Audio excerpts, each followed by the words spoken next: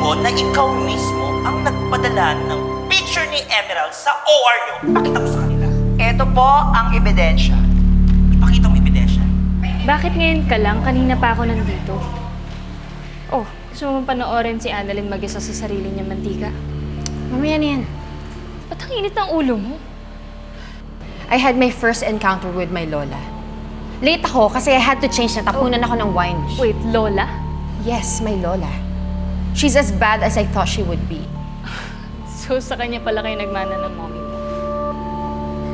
Don't start with me, ha? Eh paano kasi panira ng araw yung mood mo? Look, our plan's working. People are out to get Annalyn dahil sa photo na binigay mo sa akin.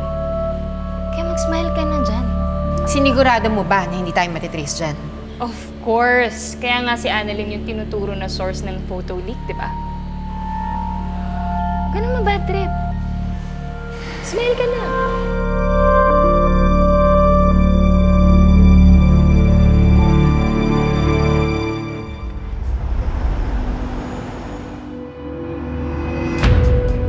Deleted na yung video ni Chimichika na tinuturo si Annalyn na siya yung source ng photo leak.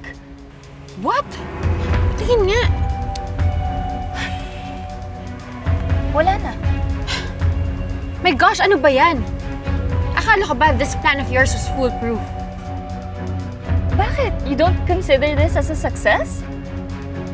We casted doubt on Annalyn's credibility. That's a start. Kahit na.